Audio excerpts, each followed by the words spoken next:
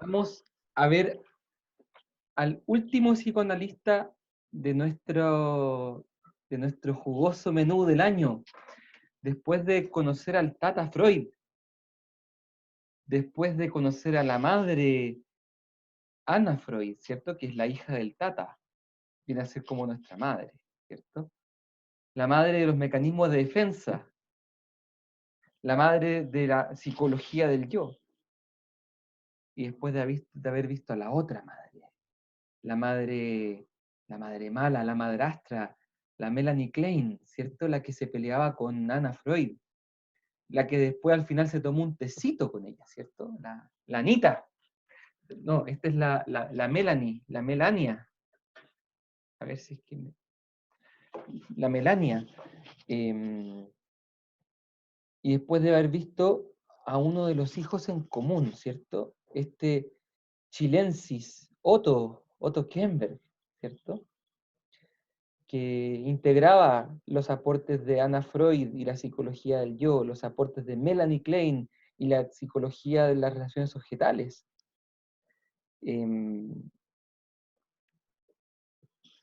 Después de dedicarle extenso tiempo la semana pasada a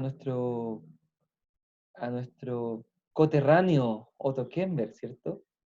Vamos a revisar a otro autor psicoanalítico que también es de la corriente o de la teoría de las relaciones objetales, que se llama Peter Fonagy. Este autor es húngaro, nació en Budapest el año 58. Bah, no puse la fecha de muerte. ¿Cómo? No tiene fecha de muerte. Está vivo, vivito y coleando. Les presento a Peter Fonagy, una foto tomada con una Nikon eh, muy avanzada, en estudio profesional, ¿cierto? Hasta parece guapo, ¿cierto? Es psicólogo, psicoanalista, académico de la Universidad College en Londres. Ostenta el Freud Memorial Chair, es decir, tiene el cargo de honor en memoria de Segismundo Freud. O sea, ocupa el puesto del Tata, como podría decir el puesto del padre edípico. Es coordinador del Centro de Investigación Ana Freud en Londres y es vicepresidente de la Asociación Psicoanalítica Internacional. Aquí lo tenemos. Pero bueno, ¿aló? ¿Sí? ¿Alguien escucha un audio? Sigo adelante. Bienvenidos. Sigo adelante entonces. Pero a este hombre, a Fonagy, no lo estamos no lo estamos viendo porque sea guapo, ¿cierto? Lo estamos viendo porque su aporte al psicoanálisis. Su aporte teórico se enmarca dentro de la teoría del apego, que no la hemos revisado en esta asignatura, pero que ustedes la han revisado en Psicología del Desarrollo. ¿Se acuerdan de Ainsworth and Bowlby? Estos psicólogos que describieron cómo eran los procesos de relación justamente entre el infante y su cuidador o su madre. Está también su principal concepto es el de mentalización. Si ustedes después de esta presentación saben lo que es la mentalización, estamos al otro lado. Basándose en la mentalización, él creó la terapia MBT, el tratamiento basado en mentalización que aplica especialmente para personas con problemas de trastorno de personalidad límite. Entonces, tenemos que partir desde la idea de la situación extraña de Ainsworth, ¿cierto? Que ustedes lo deberían conocer, que este procedimiento para poder observar cuáles son los modelos internos activos de los niños. Ella coloca, de alguna manera, hace este este dispositivo en que está el niño con la madre, y entonces en cierto momento la mamá se va de la pieza y entra una persona desconocida para el niño. Y lo que haga el niño, si es que el niño es muy temeroso, si es que el niño no lo pesca, si es que el niño se acerca demasiado poco, demasiado rápido, si es que le pega, etcétera, todo eso habla de la calidad del apego, ¿cierto? O si se pone a llorar y no nada lo calma. Todo eso es, eso lo deberían haber visto. Corríjame si es que no lo han visto. Y en el modelo interno activo, que corresponde a estos patrones de apego seguro, ansioso evitativo, ansioso resistente y desorganizado, que ustedes los conocen, son los que es el concepto de Ainsworth, modelo interno activo, que en el sistema de Bowlby significa representaciones inconscientes de objetos. Y en Kember también está presente. Vamos enseguida. Ya que proveen... lo importante, ¿cuál es la clave aquí? Que estas primeras relaciones del bebé proveen como un prototipo o un esquema de relación que se va a mantener estable a lo largo del ciclo vital. O sea, si el bebé logra un apego seguro, es posible que pueda lograr apegos seguros con otras personas. Si el apego es inseguro, inestable, desorganizado, ese va a ser el patrón que va a acompañar las relaciones posteriores en la vida personal, ¿cierto? Estos son los 4 patrones que describe Bowlby. Apego seguro, apego ansioso evitativo, en pocas palabras. Profe, espere, es que no entiendo en qué momento pasó a eso de que está hablando, si estábamos hablando de Fonagy. Sí, voy a ir un poco para atrás. Antes de Fonagy está Ainsworth y Bowlby, que son los creadores del modelo del apego. ¿Por qué hablo de ellos y no de Fonagy? Porque lo que Fonagy va a decir requiere de lo que ellos han propuesto. Entonces tenemos que partir de la idea de esta propuesta de la teoría del apego. Entonces la estoy exponiendo brevemente. La teoría del apego dice que se pueden armar estos patrones de relaciones con los demás en base a las primeras experiencias de la infancia, pudiéndose del apego seguro, pudiéndose del apego ansioso evitativo,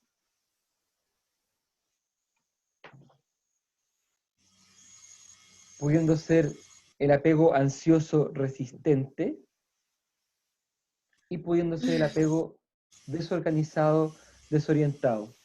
Yo sé que algunos están un poco estresados porque quieren alcanzar a notar estos tipos de apego. Yo no quisiera que nos detuviéramos mucho en esto, porque la teoría del apego la han visto en otras asignaturas, y esta presentación la voy a subir inmediatamente apenas terminemos la clase. De manera que si alguno quiere llenar después esas notas, las puede llenar. Lo importante es que están estos 4 estilos de apego que van desde el tipo de apego que es mejor, que implica, que implica una mayor facilidad para interactuar con la persona extraña, a apegos que son más inseguros, terminando con apegos que son verdaderamente tristes, muy desorientados, desorganizados, en que los niños manifiestan inmovilización, golpeteo con las manos, deseo de escapar. Incluso aunque después vuelva el cuidador, no se pueden poner, no se les puede consolar, ¿cierto? Que muestra un grado muy desorganizado de las relaciones objetales. Pues bien, los estudios longitudinales demuestran que la estabilidad de los patrones de apego se mantienen a lo largo de la vida. E incluso, y esto es dramático, hay patrones de estabilidad transgeneracional. O sea que los patrones de interacción de una generación predicen cómo van a ser los patrones de la próxima. ¿Se entiende? O sea, un adulto que tiene un patrón de apego evitativo ansioso, probablemente sus hijos van a ser también evitativos ansiosos y los hijos de sus hijos van a ser también eh, ansiosos, ¿cierto?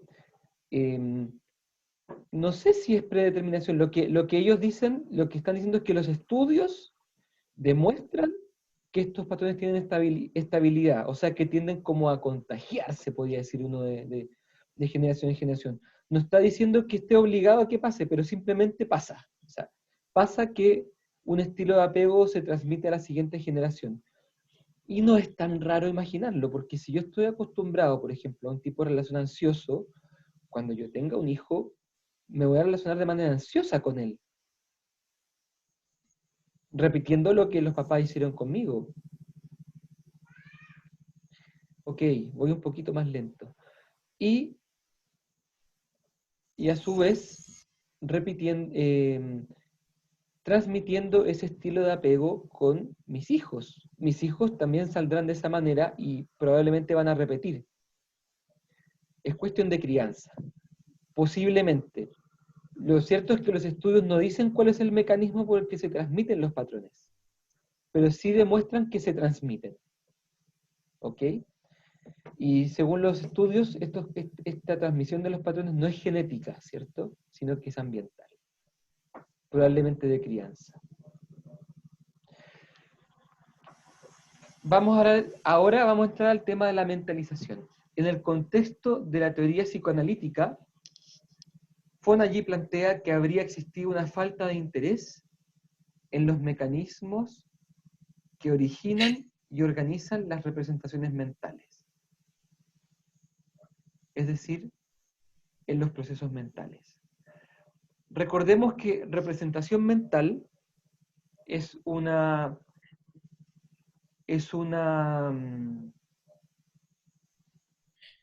viene a ser una, ¿cómo decirlo para no ocupar la palabra representación? La representación mental es una imagen que uno se hace de algo. Una representación, por ejemplo, una representación mental, por ejemplo, puede ser cuando uno tiene hambre, ¿cierto? ¿Cuál es la representación mental del hambre? Yo puedo hablar de mi hambre, ¿cierto? Cuando tengo hambre y es hora de almuerzo, puede ser que me venga una representación mental de pizza o una representación mental de hamburguesa, ¿cierto? Pero esa representación mental, esa imagen de hamburguesa, esa imagen de la pizza, es una representación mental de otra cosa. ¿De qué cosa? De mi hambre. Esa es la idea. Eh, el pecho bueno, el pecho malo, también son representaciones mentales. ¿De qué? El pecho bueno del bienestar, de la leche, del cuidado. El pecho malo del hambre, del descuidado, de la angustia. Dicho de otras maneras, todas las emociones que vivimos tendrían algún tipo de imagen mental que las representa. ¿Me explico? Esto es parte de la teoría de las relaciones objetales. Lo plantea Melanie Klein, lo plantea Otto Kernberg y otros más. Lo que pasa es que Fon allí decía que hay algo más que las representaciones mentales. Antes de que se forme en mi cabeza la imagen de la hamburguesa con el queso derretido, cheddar, o la idea de la pizza con esos como trozos de jamón y de piña, exquisita la pizza hawaiana, ¿cierto? Antes que se forme la representación mental de eso, habría un proceso mental a la base. De ahí que Fon allí va a decir, como dice en el punto 2 de la diapositiva, que las representaciones mentales del self y de los otros, por ejemplo, del pecho malo, del pecho bueno, del otro, de la mamá, del amigo, también son producto de estos procesos mentales que son subyacentes. Pero ¿cuáles son estos procesos mentales que están detrás de la hamburguesa, detrás de la pizza, detrás del pecho bueno, detrás del pecho malo? Eh, sería el proceso mental sería como una manera de pensar, una estructura del pensamiento. Fonagy lo ejemplifica con los pacientes que tienen desórdenes de personalidad. Fonagy plantea que ellos inhiben un aspecto particular del desarrollo normal de los procesos mentales, a saber, su función reflexiva. Por eso tienen poco acceso a formarse una imagen exacta de su propia experiencia mental y de su mundo representacional. En otras palabras, cuando yo me hago una idea de la hamburguesa, de la pizza, de mí mismo, o incluso de ustedes que me están escuchando o me están mirando detrás de la pantalla, eh, yo estoy haciendo un proceso mental bastante complejo, que es, por ejemplo, el de darme cuenta que tú te das cuenta que me estás hablando. O el de entender, por ejemplo, un proceso mental que es bien complejo, entender que tú, al igual que yo,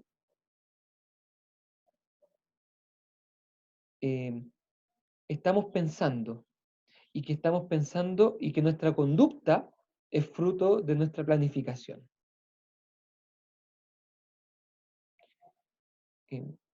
Quizás suena un poco enredado esto de la función reflexiva todavía, pero con las próximas diapositivas se va a ir aclarando. A ver si es que lo logramos.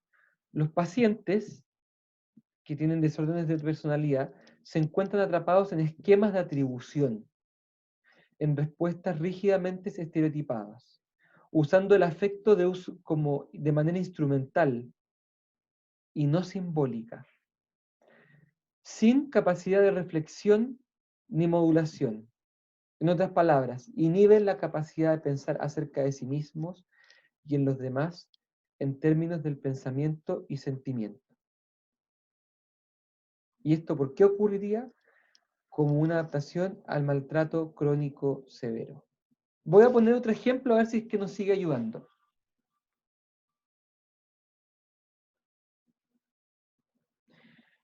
Por ejemplo, cuando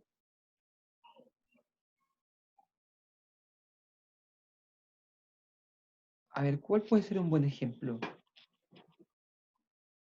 Vamos a hablar de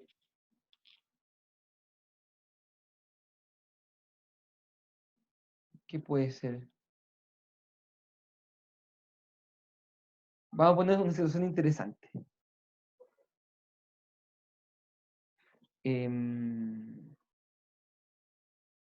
Hay un, vamos a ponerlo al revés de lo de siempre, hay una mujer que está pololeando y que ya no está enamorada, ya no siente afecto por su pololo, con el que lleva un par de años, y bueno, quiere terminar con él.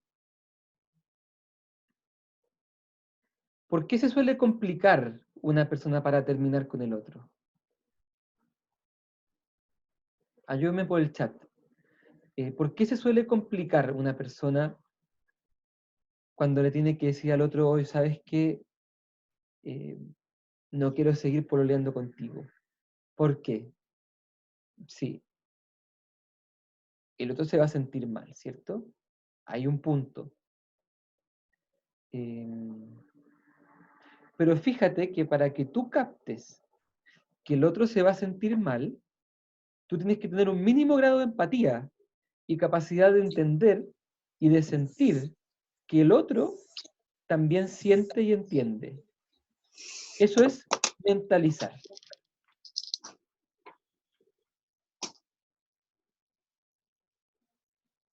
Eso es mentalizar. Poder poner en mi mente la mente del otro.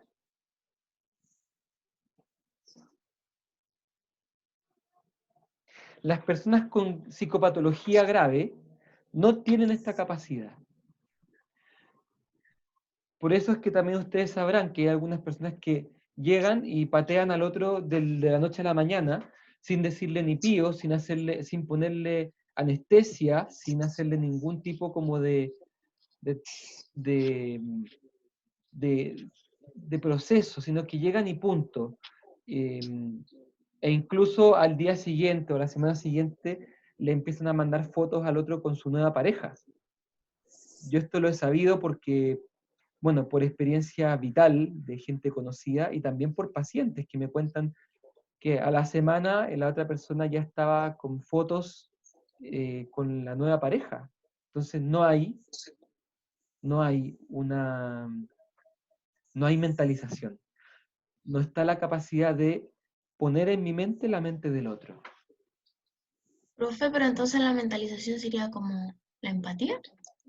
Se relaciona mucho, se ¿Y relaciona cómo la mucho. diferenciaría? La diferencia es que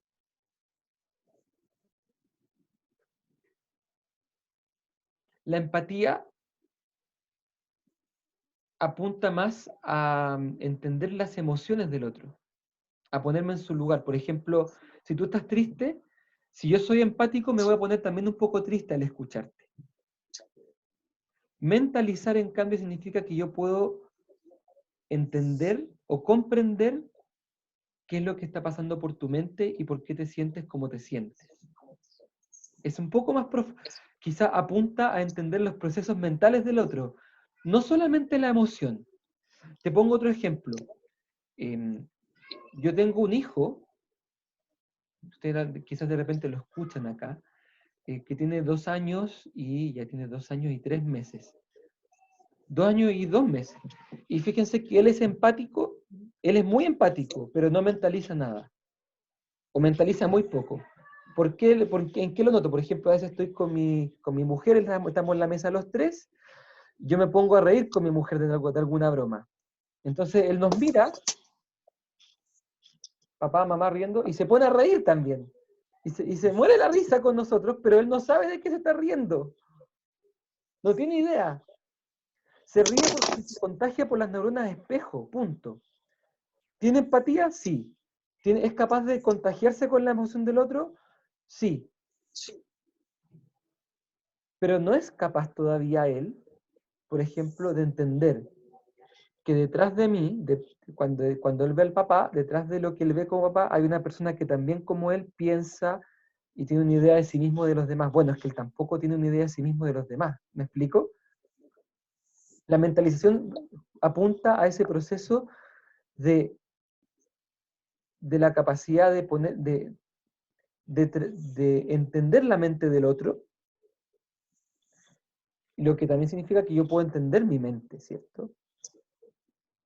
Y, eso, y no solamente a nivel afectivo, sino que a nivel cognitivo. Profe. Sí. Entonces, ¿la mentalización tiene que ver siempre en relación al otro? ¿O también se puede hablar de que yo misma me doy cuenta de mis procesos mentales y ahí también sería mentalización? Bueno, en la teoría de las relaciones objetales, acuérdense que la relación de objeto con el objeto de afuera influye en la relación de objeto con uno mismo. Por eso es que si la relación de objeto es parcial, el yo se ve a sí mismo de manera escindida. Lo que quiere decir que la mentalización va a ser, si es completa hacia afuera, es porque también es completa hacia adentro.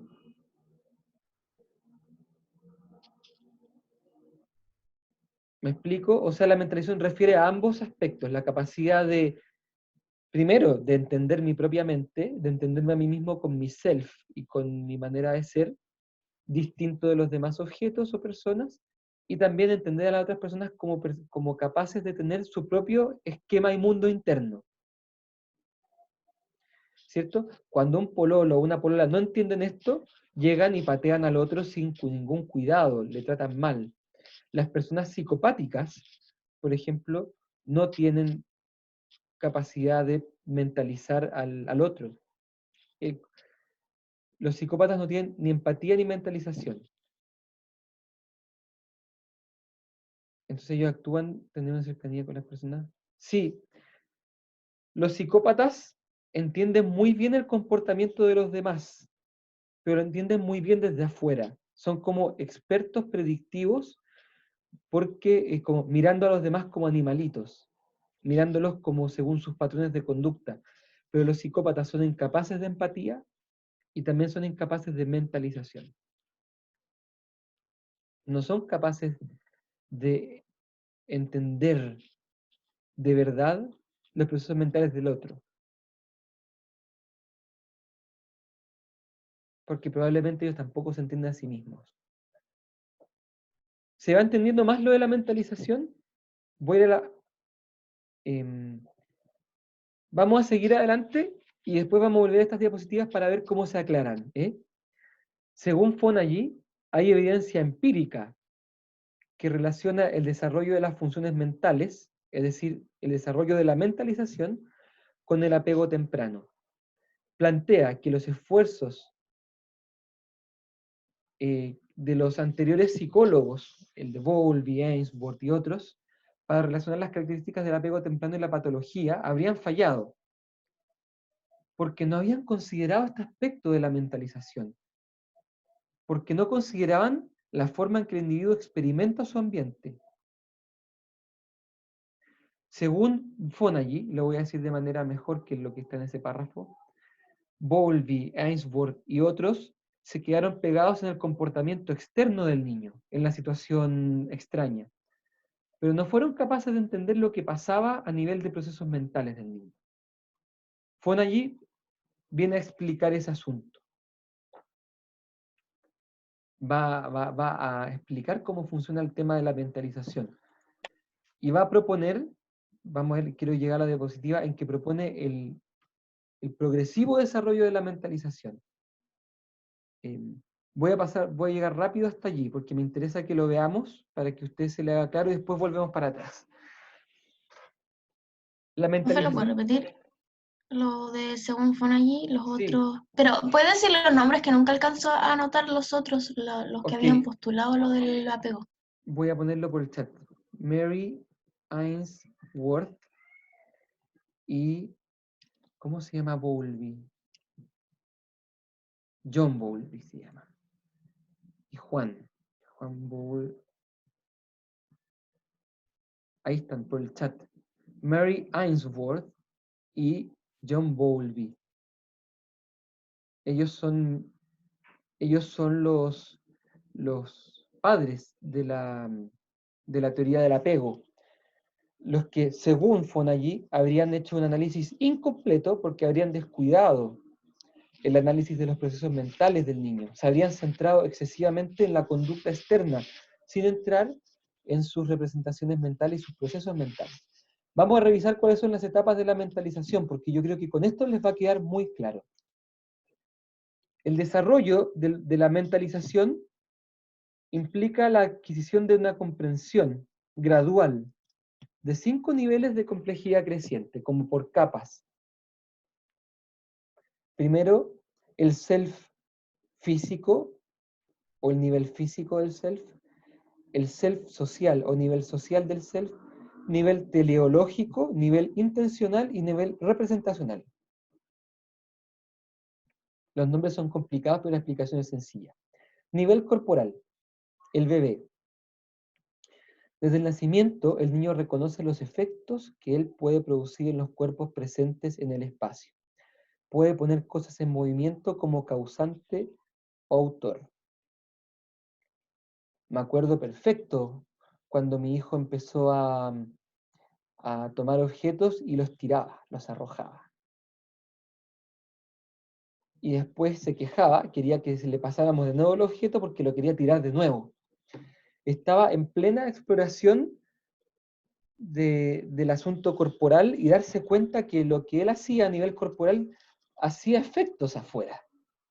Fíjense afuera, cuando digo afuera, ya hay una incipiente o un principio de distinción entre el adentro y el afuera, ¿cierto? Cuando él capta que arrojando una cosa suena y se cae, y después la pide, se la pasamos y vuelve a tirarla, está haciendo un juego en el que se da cuenta que sus actos tienen consecuencias en el mundo físico.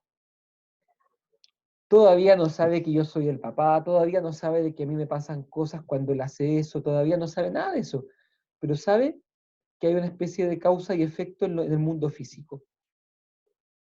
Ese es el nivel más básico. En un segundo nivel, el bebé alcanza el nivel social. Mediante el proceso de interacción entre el bebé y el adulto significativo, que comienza desde el nacimiento, ¿cierto? Incluso intrauterinamente, se manifiesta en la infancia temprana la comprensión de que el niño puede iniciar procesos de intercambio. O sea, el niño se da cuenta no solamente que sus acciones tienen efectos físicos, se da cuenta que sus acciones o su llanto, etcétera, mueven a sus cuidadores. Genera un proceso de intercambio. O sea, se empieza a dar cuenta de que cuando llora vamos a verlo. Se empieza a dar cuenta que cuando estira la mano, alguien va y se le pone algo en la mano. Se da cuenta que en el fondo el niño puede iniciar procesos de interacción o intercambio humano. Este es segundo nivel.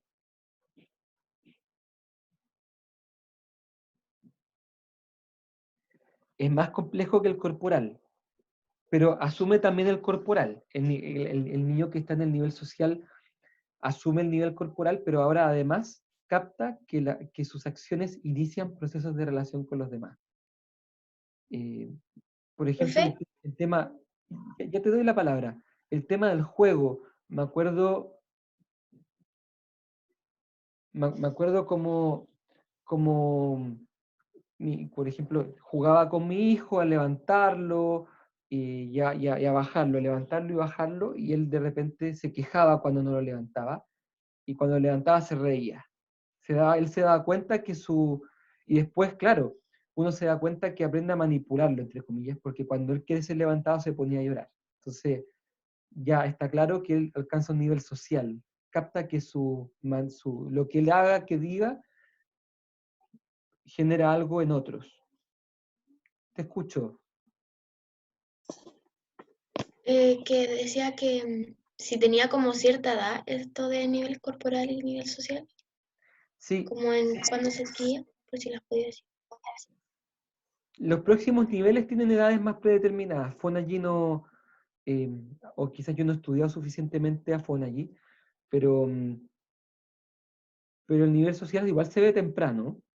Yo me imagino que entre dentro de los primeros 6 meses ya aparece este asunto del nivel social. Acordémonos que para Melanie Klein a los 6 meses ya se podía pasar a la posición depresiva. Y Fonagy es seguidor de la teoría de Melanie Klein. ¿No sería raro que el nivel corporal se enmarque dentro del primer mes y que el nivel social se enmarque dentro de los 6 primeros meses? Buena pregunta. El- ¿tú, ¿Qué crees tú? ¿En el nivel social el niño trataría de agradar? No, no, porque para agradar a otro tengo que tener alguna noción de que el otro es capaz de sentir agrado.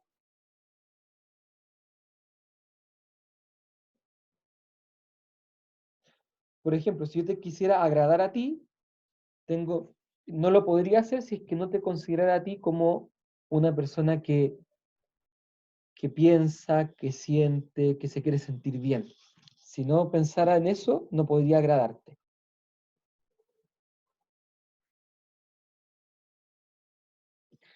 El agrado probablemente viene en los siguientes niveles. Vamos con los siguientes niveles porque son 5 niveles. Nivel teleológico.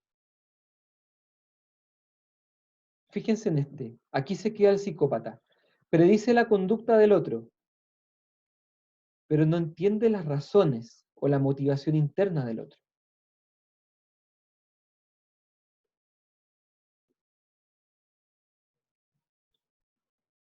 Aquí está más la diapositiva porque habla de la posición intencional, que es la siguiente. Ya la voy a arreglar al tiro para que no nos equivoquemos. Tururún, turún, turún. Profe, ¿Sí?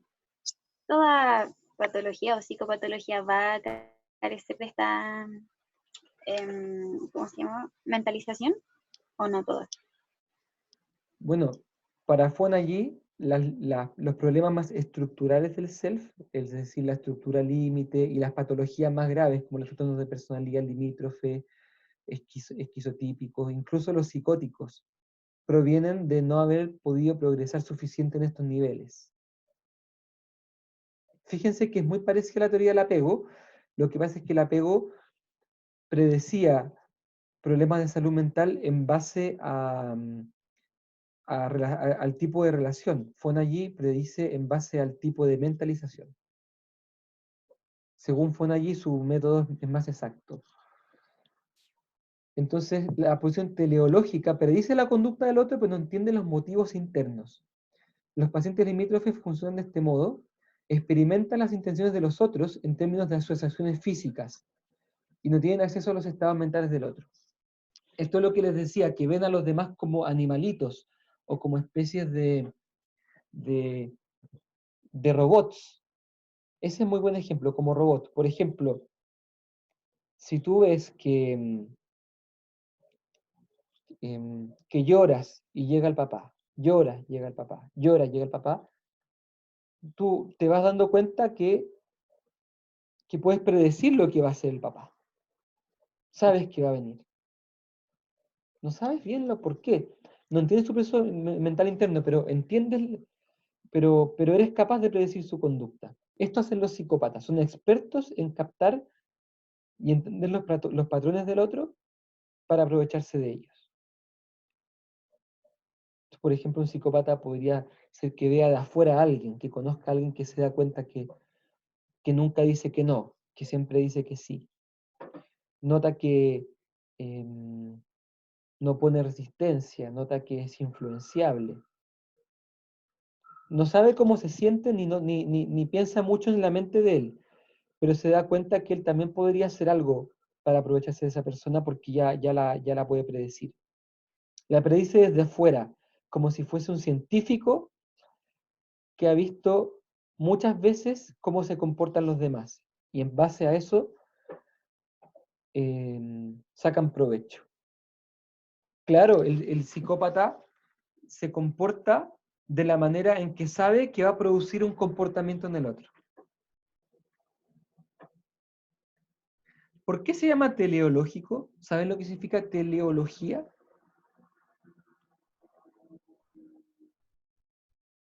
Finalidad o estudio del fin.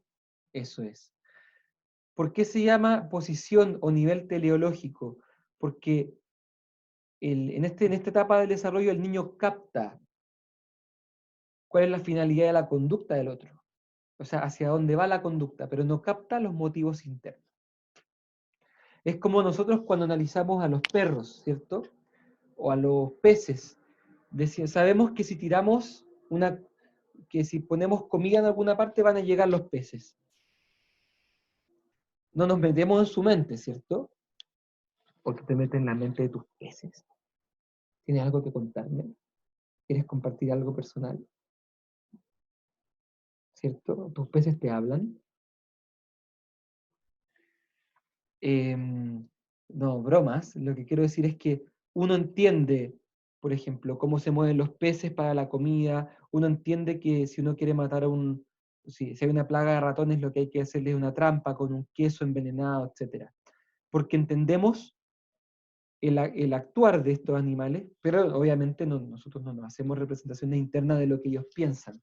No decimos, ay, el ratón evalúa, me mira a mí, mira el queso y dice, qué rico el queso. No, el ratón no hace eso, ¿cierto? ¿O sí? Bien, espero que haya quedado claro el nivel teleológico. El siguiente nivel ya es más adelantado todavía, porque entiende al self, es decir, al yo, como un agente intencional. Es decir, alrededor del segundo año los niños desarrollan la comprensión de que ellos son agentes mentales. Empiezan a comprender que existen agentes intencionales cuyas acciones son causadas por entidades mentales previos como deseos. Es decir, el niño se da cuenta que el adulto, cuando va al refrigerador y saca algo para comer, lo hace porque primero el adulto sintió hambre.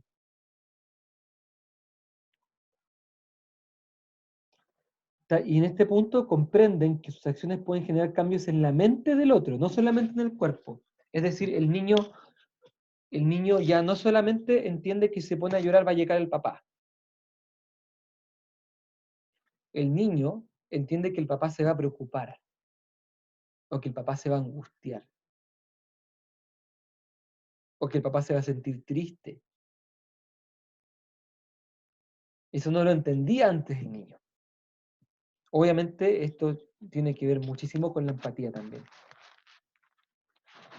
Por ejemplo, allí pone que los niños descubren que si señalan algo pueden cambiar el foco de atención del otro.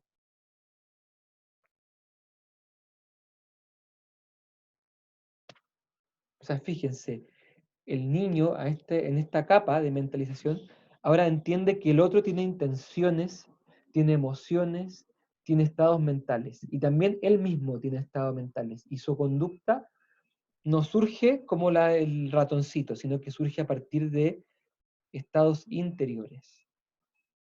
Y que la conducta tiene una intención. Miren qué lindo.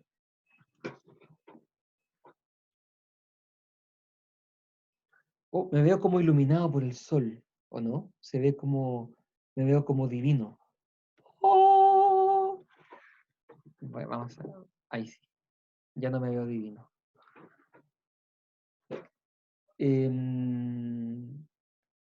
Me preguntan por el chat cuáles son las edades aproximadas. Lamento no poder responderte, Isabela, porque lo desconozco. Lo desconozco. Bien, y nos queda la quinta etapa, ¿cierto? Después de todas estas 4 niveles, pasamos al quinto y último nivel de mentalización. Y aquí parece que hay un sexto, que debe ser posterior. El self como agente representacional. Entre los 3 y 4 años, la comprensión de la agencia, es decir, de la gente, en términos de causalidad mental, empieza a incluir la representación.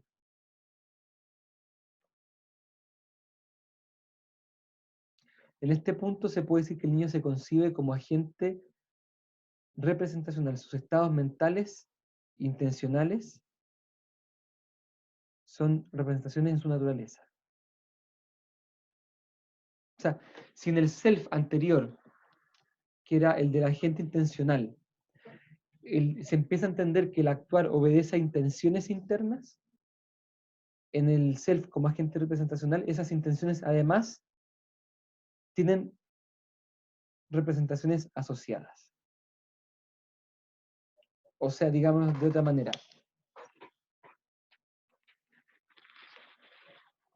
si en el anterior el niño se hacía la idea de que el papá abre el refrigerador porque tiene ganas de comer, tiene hambre, en este el niño se hace la idea que el papá abre el refrigerador porque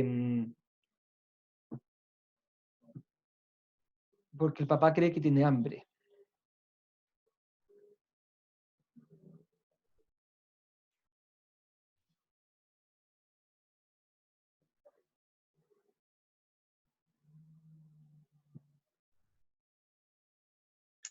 Porque el papá cree que el niño tiene hambre o porque el papá cree que él mismo tiene hambre. A ver cómo lo explico mejor. Yo creo que ese no fue un muy buen ejemplo.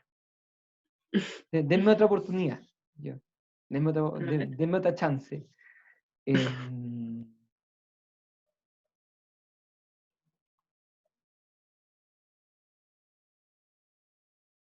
Tenemos que distinguir entre la intención y la representación.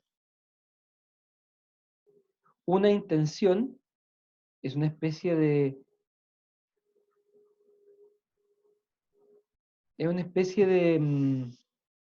deseo que uno quiere que se cumpla, ¿cierto? Yo tengo la intención de tener una buena nota, la intención de comer un sándwich, etc.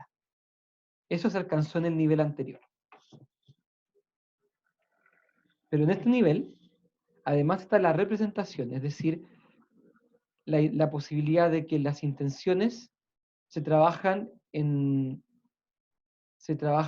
esquemas de pensamiento que incluyen imágenes. Una cosa es tener hambre y otra cosa es poder, por ejemplo, sentir hambre y querer calmar el hambre, y otra cosa es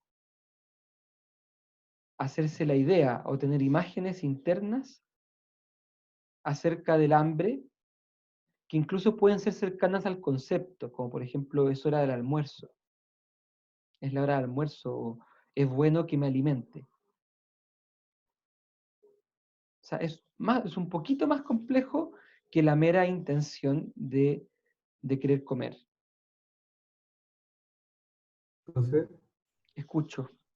y acá podría servir el ejemplo cuando los niños ya saben que tienen hambre y tienen intención de comer, pero ahora empiezan a decir que tienen hambre de algo particular. Por ejemplo, mi sobrino a veces tiene hambre, pero no se comió el almuerzo, porque no le gustó, no se comió todo el almuerzo porque no le gustaba todo. Entonces uno le dice, bueno, te comes lo que dejaste del almuerzo, y dice, no, pero es que tengo hambre de chocapic.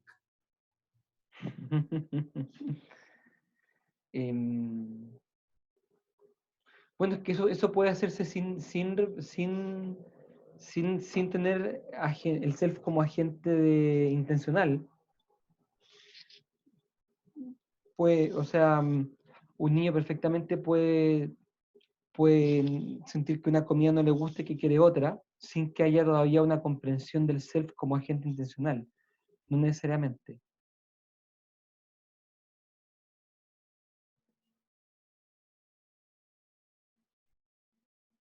Finalmente, este es como una especie de subetapa de la última. A los 6 años, en el niño emerge la habilidad para relacionar los recuerdos de sus actividades y experiencias intencionales en una organización causal y temporal coherente. Este es como un nivel extra a los 5 niveles que plantea Fonagy. A los 6 años emerge la habilidad para relacionar los recuerdos de sus actividades y experiencias en una organización causal y temporal coherente.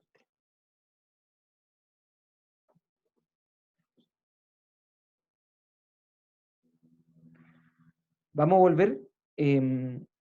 Estas serían las etapas de desarrollo de la mentalización. Fíjense que en este punto, en el punto de ser como agente representacional, ya hay mentalización completa de poder entender que el otro, al igual que yo, tiene representaciones. Se hace ideas de las cosas.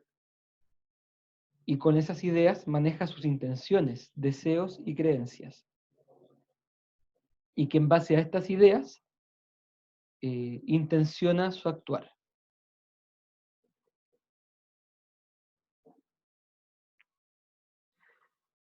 Fíjense que el aporte de Fonagy es ligar o unir lo que es la teoría del desarrollo del apego, pero comprendiéndolo desde el punto de vista cognitivo. Uno podría decir que este es como un psicoanálisis cognitivo, porque está muy interesado en el asunto de las representaciones mentales y los procesos mentales. Los procesos mentales vendrían a ser los procesos mentales dependerían de estos niveles, ¿cierto? El proceso mental de un niño a nivel corporal es un proceso mental muy, muy primitivo. El proceso mental a nivel social es un poco más complejo y así.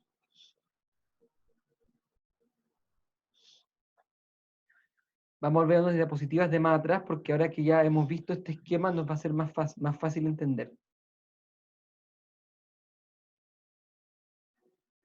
Decíamos, clásicamente se consideraba que el paso de un tipo de apego caracterizado por respuestas conductuales a uno basado en representaciones respondía a una modificación del sistema de apego, impulsado por el desarrollo cognitivo. Fonagy dice que es al revés. El apego ofrece a los humanos la oportunidad de desarrollar la inteligencia social. El apego es el que impulsa el desarrollo cognitivo y no al revés. O sea, la posibilidad de crecer en la mentalización depende del apego. Y no al revés. No es que un crecimiento intelectual ayude a mejorar el apego. No, es el apego el que facilita y posibilita el crecimiento en la mentalización.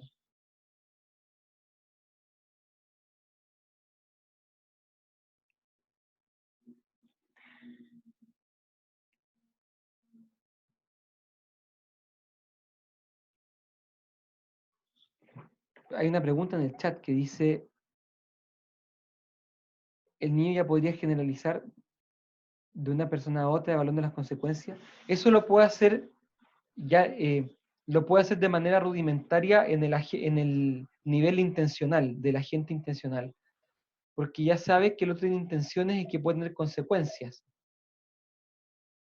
Aunque en realidad depende cómo entendamos la consecuencia, Fernanda, porque si la consecuencia es vista como en el nivel teleológico, también hay consecuencias. O sea, el psicópata sabe que su conducta va a tener consecuencias, por ejemplo, que puede ir a la cárcel por su conducta. Pero pero no entiende que esas consecuencias son frutos de procesos internos.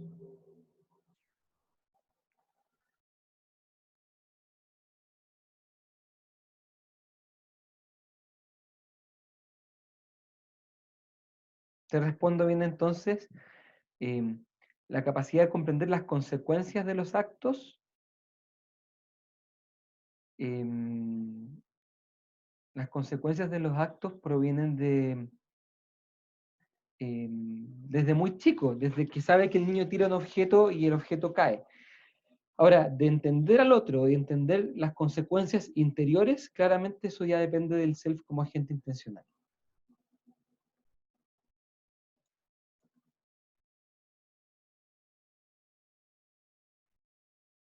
Y llegamos a la síntesis. Me están pidiendo por el chat devolverme una diapositiva anterior, pero es que esa diapositiva anterior no la quiero ver. No quiero no la quiero ver en clase. No. Quizá me refería a lo de que, bueno, y decía que primero era el apego para Ok, aquí algo está. y lo otro decía. Aquí está. Oye, espere, déjame sacarlo. Sí, pueden sacarle fotos. Ya, gracias. Entonces, en síntesis, el reconocimiento de que la actitud intencional y representacional depende de la capacidad de mentalizar, y que ésta se demuestra en el reconocimiento por parte de un niño de 3, 4 años de que la conducta puede estar basada en una creencia errónea, es el concepto central de esta conceptualización. Por ejemplo, el niño de 3, 4 años, como entiende que los actos de los demás y el suyo son producto de intenciones internas, el niño aprende a entender lo que es un error. Entiende que el otro, por ejemplo, actuó como actuó porque pensó que eso era lo correcto, pero se equivocaba. Si el niño es capaz de entender ahora a los 3, 4 años, es capaz de entender que el otro puede hacer cosas malas, pero no porque sea malo, sino que porque se equivocó, su intención era buena. Pero la información que manejaba era incorrecta, entonces se equivocó. Esto es lo que un niño de 3, 4 años puede entender.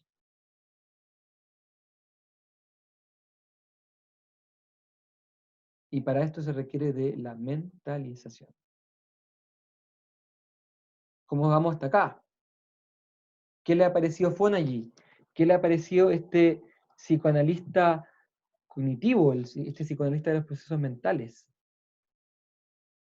¿Alguna duda, consulta, comentario?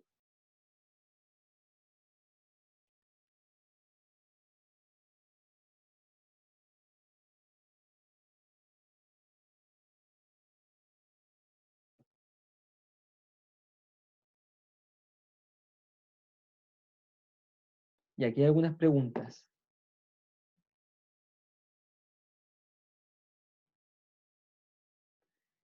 Dice,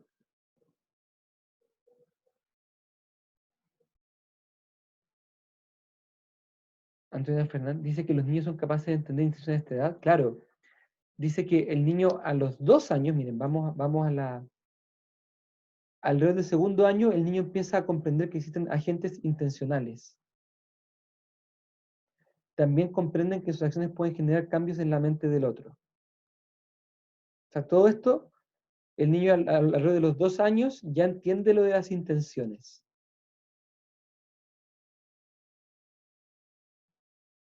Desde los 2 años. Profe, ¿lo intencional puede desarrollarse junto a lo moral? Sin duda. Porque antes de llegar al... Es bueno el tema, gracias por la pregunta. Sácale foto para mandármela después. Y lo mismo todos los que han participado. Qué interesante la pregunta, porque antes de entender al otro como agente intencional, solamente lo entiendo en cuanto como animalito, en cuanto a causa-efecto. Por lo tanto, la moral de esa época es como una moral basada en el castigo simplemente. Hago cosas porque me felicitan y dejo de hacer otras porque me castigan. Una moral muy primitiva. Cuando llegamos al self como agente intencional, el niño es capaz de entender que, por ejemplo, sus actos pueden hacer sentir mal a otro. Y por eso es que también la Melanie Klein habla de la culpa, ¿cierto? Porque se entiende también la intencionalidad del otro. Profe, va muy rápido. Profe, más o menos. Profe, me pierdo. Pucha. Profe, en psicología del desarrollo, a esa edad el niño aún no es capaz de identificar la intención. A los 6 años, recién debe ser capaz de entender la intención detrás de las acciones. Eso me confunde. Mira, Antonia, no te confundas. Este es Fonagy. No te... Cuando yo estoy enseñándoles a un autor, no estoy diciendo que lo que ese autor dice es verdad. Estoy diciendo lo que él plantea. Fonagy plantea que a los 2 años el niño empieza a comprender que hay procesos mentales detrás del otro. Por ejemplo, un niño podría ser cruel, como dice más adelante una compañera, pero podría ser cruel porque entiende que eso le causa sufrimiento interno al otro. La crueldad, justamente, en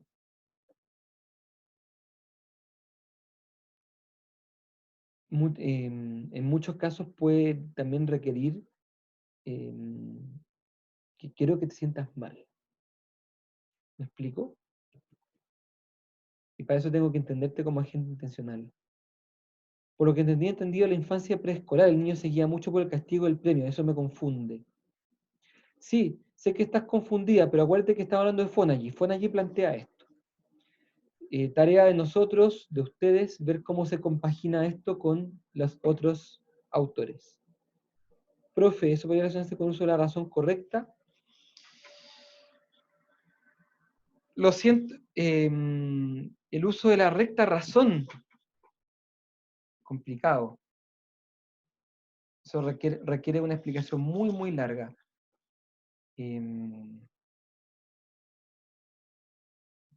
Tiene que ver, sí tiene que ver, se puede relacionar, pero el desarrollo de la recta razón sigue otro camino. Sí, a la alumna que ha estado un poco urgida por cómo compaginar lo que dice Fonagy con la materia que manejaba, pucha, lamento el caos que te ha causado Peter, nuestro amigo Pedro Fonagy. Lo lamento, pero es lo que hay, ¿cierto? Profe, un niño que no puede desarrollar intencionalidad se quedaría entonces en la posición teleológica.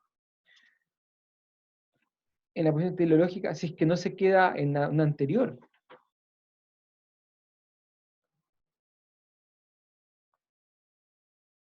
Digamos que un niño se podría quedar ¿En qué pegado. casos podría pasar eso? ¿En qué caso el anterior? Déjame pensarlo.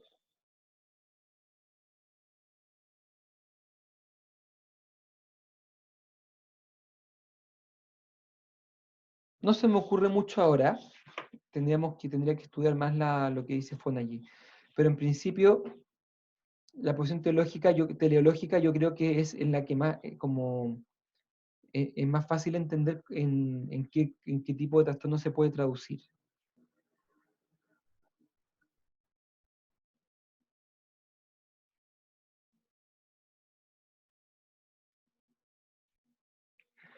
¿Sería no habiendo desarrollado un apego seguro? Dice, no entendí la pregunta de esa. Voy a hablar un poquito de la otra pregunta que es súper buena, que dice, ¿cómo se tratan estos casos? Y eso no lo he mencionado hasta aquí. Qué bueno que lo preguntaron, porque si no se me hubiera olvidado explicarle eso. Peter Fonagy inventó una terapia que es basada en la mentalización, que consiste en que él se interesa, cuando tiene un paciente, se interesa menos en el contenido de su neurosis. Por ejemplo, se interesa menos en si si te atiste porque le pusieron el gorro o porque puso el gorro, etc. Se interesa por eso, pero se interesa mucho más en descubrir cuál es el grado de mentalización que tiene el paciente. Por ejemplo, si el paciente está en la posición teleológica, está en el nivel de agente intencional o en el nivel de agente representacional. Y lo que va a tratar de hacer es enseñarle al paciente a mentalizar. ¿Cómo? No lo sé. Hay una terapia que él diseñó en que probablemente se le va ayudando al paciente a que tome conciencia de la mentalización, probablemente mostrándole el terapeuta el primero cómo se mentaliza. O sea, cuando muchas veces las personas que no logran mentalizar bien, en parte se debe a que han estado rodeados de gente que tampoco sabe mentalizar. Entonces, cuando por fin tiene contacto con alguna persona que sí sabe mentalizar, y empieza a sentir que es mentalizado, por ejemplo.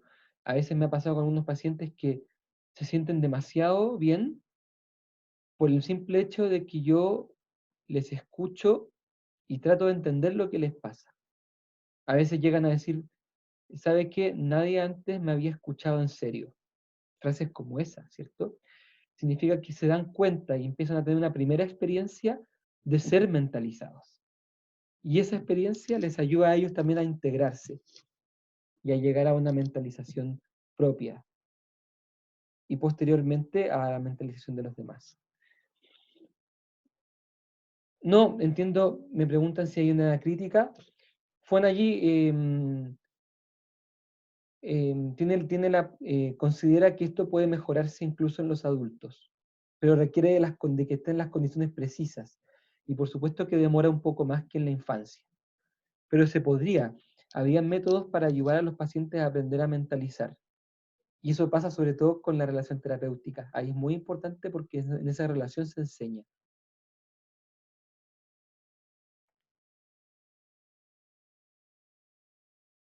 Bien.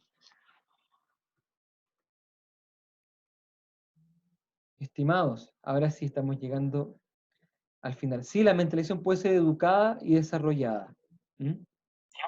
Profe, ¿y hay algún caso en que no pueda como enseñarle a alguien o que alguien no pueda desarrollar la mentalización? No sabría responderte. No sabría responderte, porque yo conozco la teoría de Fonagy de manera general. Yo nunca he entrado profundamente en Fonagy. Me parece que es un autor interesante porque es contemporáneo, porque plantea un concepto en el que se complementa el psicoanálisis con lo cognitivo, y es un concepto que cuando uno lo termina de entender es súper útil, entender la capacidad del otro de mentalizar o de no mentalizar, sobre todo en la terapia ayuda mucho entender el concepto y tratar de a veces orientar la terapia a enseñar al otro a mentalizar mejor. Por eso es que también lo vemos en esta asignatura, porque si a alguno le interesa y quiere profundizar, bueno, lo podrá hacer. Pero aquí le hemos mostrado, aquí hacemos como la especie estos son como los trailers de las películas, ¿cierto? Ustedes después no serán expertos en ningún autor, pero al menos tienen los trailers, entonces después podrán después, si al que le interesa, podrá meterse a ver la película completa. ¿Profe? Eso, adelante. No entendí, perdón, porque la posición teleológica se llama teleológica. Porque se entiende que la conducta del otro tiene una finalidad, así como uno entiende que los peces nadan hacia la comida porque quieren, o sea, porque lo van a hacer para alimentarse, por ejemplo, o uno entiende que no sé, uno puede enseñar, uno puede amaestrar un perro o un gato porque entiende su conducta, pero no necesariamente porque le atribuye interioridad a su conducta. Del mismo modo, uno entiende, el psicópata puede entender que la conducta tiene una finalidad como conducta, no como finalidad mental. Eso. no le entiende las razones, No pero entiende como por qué. conducta le pone una finalidad a la conducta nada más, no a la intención. Claro, el psicópata se da cuenta que cada vez que alguien dice un cumplido, un piropo, la persona sonríe. Eso, ok. No entiende que se siente bien, no entiende que con eso como que le hace sentir más seguro, no entiende que con eso alimenta su autoestima, nada de eso no lo entiende. Pero entiende que si hace tal cosa va a producir tal cosa en el otro y puede entonces predecir la conducta del otro y puede Sí, manipularla. es todo externo, muy Sí, externo. No es es externo, es como el conocimiento que uno tiene de los animales. Ujú. Ya, solo me confundí con el nombre teleológico, que me habla de algo mucho más interno, de una intención más interior. No Pero bueno, ya me necesariamente, quedó claro. porque teleología sí, en el ámbito humano se suele relacionar con eso, pero acuérdense que toda la conducta de los animales es teleológica también, obedece a un fin. Por ejemplo, Sí, la perpetuación de la especie, según su naturaleza. claro.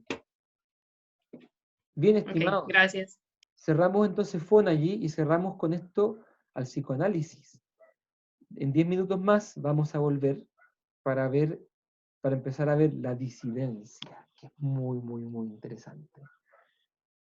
Vamos, voy a cortar aquí voy a pasar la grabación y nos vemos para ver la disidencia.